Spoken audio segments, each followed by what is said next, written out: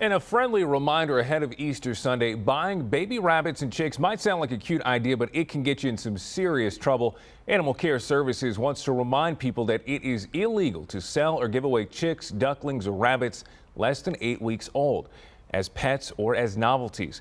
Dyeing the animals a different color is also against a city ordinance. The only exception to the Easter animal law applies to properly licensed hatcheries or other businesses raising animals for commercial purposes.